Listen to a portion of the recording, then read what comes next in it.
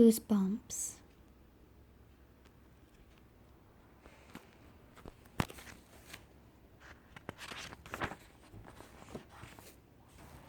Chapter 1. If you are afraid of bees, I have to warn you, there are a lot of bees in this story. In fact, there are hundreds. Up until last month, I was afraid of bees. And when you read this story, you'll see why. It all started in July when I heard frightening buzz, the buzz of the bees. I sat up straight and searched all around, but I couldn't see any bees anywhere. The scary buzzing sound just wouldn't stop. In fact, it seemed to be getting louder. It's probably Andretti again, I told myself, ruining my day as usual. I'd been reading a stack of comic books under the big maple tree in my backyard. Other kids might have better things to do on a hot, sticky summer afternoon, like maybe going to the pool with their friends. But not me. My name is Gory Lutz, and I have to be the honest. I don't have many real close friends. Even my 9-year-old sister, Crazy, doesn't like me very much. My life is the pits. Why is that? I constantly ask myself. What exactly is wrong with me? Why do all the kids call me names like Lutz the Cult? Why does everybody always make fun of me? Sometimes I think I might be because of the way I look. That morning, I'd spent a long time studying myself in the mirror. I'd stare at myself for at least half an hour. I saw a long skinny face, a medium-sized nose, and straight blonde hair. Not exactly handsome, but not terrible. Bzzz. I can't stand that sound, and it was coming even closer. I flopped over on my stomach. Then I peered around the side of the maple tree. I wanted to get a better view of my neighbor's yard. Oh no, I thought. I was right. The buzzing sound was coming from Mr. Andret's bees. My neighbor was at it again. He was always hanging out in the back by his garage, messing with those bees of his. How could he handle them every day without worrying about getting stung? I asked myself. Didn't they give him the creeps? I climbed to my knees and edged a few inches forward. Even though I wanted to get a better look at Mr. Andretti, I didn't want him to see me. The last time he caught me watching him, he made a big deal out of it.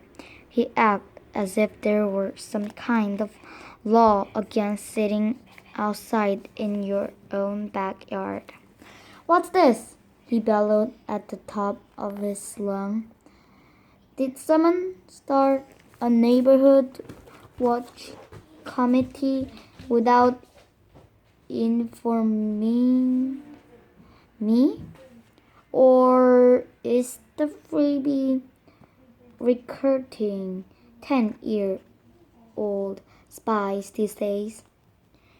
At last remark really sting me because Mr. Entry knows perfectly well that I'm 12 years old. After all, my family has lived next door to him for my entire life, which is bad luck for me, mainly since I'm afraid of bees. I might as well confess it right away.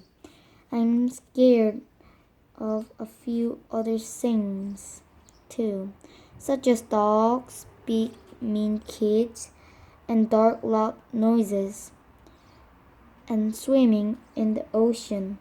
I'm even scared of claws, that Chrissy's dumb cat. But most of all, I'm scared of bees. Unfortunately, with a bee beekeeper for a neighborhood, there were always bees around. Hairy, crawly, buzzing, sting bees. Meow. I jumped up as Claus the cat came creeping up behind me. Why do you have to stalk me like that? I cried. As I spoke, Claus moved forward and wrapped himself around my leg. Then he dug his long needle-sharp claws into my skin. Ouch! I screamed. Get away from me! I cannot understand how Crazy can love that creature so much. She says he only jumps on me because he likes me. Well, all I can say is that I don't like him, and I wish he would keep away from me.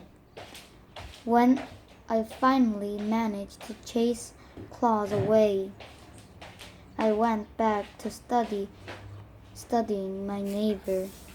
Yes, I'm scared of bees, and I've been fascinated by them too. I can't seem to stop watching Mr. And Andretti all the time.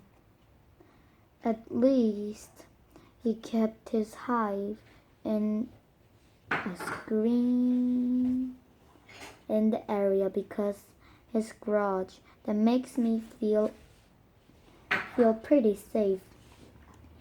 He acts as if he knows what he's doing. In fact, he acts as if he's the world's greatest living expert on bees. Today, Mr. Andretti was wearing his usual bee outfit. It's a white suit and a hat with a wire screen veil hanging down to protect his face. His clothes are tied with string at the wrist and ankles. He looks just like some kind of alien creature out of an honor movie. As my neighbor carefully opened and closed the drawer like sections of his hanging hive, I noticed he wasn't wearing any gloves. Once when I was with my dad, Mr. Andretti had explained this to us. It's like this, Lutz, he said. Lutz is my father. Ken Lutz naturally during the entire conversation. Mr. Anderty and as if I wasn't even there. Your average beekeeper usually wears gloves, explained. A lot of the brave ones use gloves with no fingers and thumbs, so they can work with the bees more easily. Mr. Ananty thumped himself on the chest and went on, but virtually out understanding beekeepers such as myself likes to work with the bare hands. My bees trust me. You know, Lutz, bees are really a lot smarter than most people realize. Oh, sure, I said to myself at the time. If they are so smart, why do they keep coming back to your hive and letting you steal all the honey from them? Zzz. The humming from Mr. Ananty's hives suddenly grew louder and more threatening. I stood up and walked over to the fence between our two backyards. I gazed into the screen area to see what was going on. Then I gasped out loud. Mr. Ananty with suit didn't appear white anymore. It had become black. Why? Because he was totally covered with bees. As I stared, more and more of the insects oozed out of their hives. They crawled all over Mr. Andretti's arms and chest and even on his head. I was so grossed out, I thought I might puke. Mr. Ananty's hat and belly shimmered and bubbled as if they were alive. Wasn't he scared of all those stingers? As I leaned over the fence, Andretti suddenly yelled at me, "Guri, look out!" I froze. "Who's?" "The bees," the Andretti screamed. "They're out of control. Run!"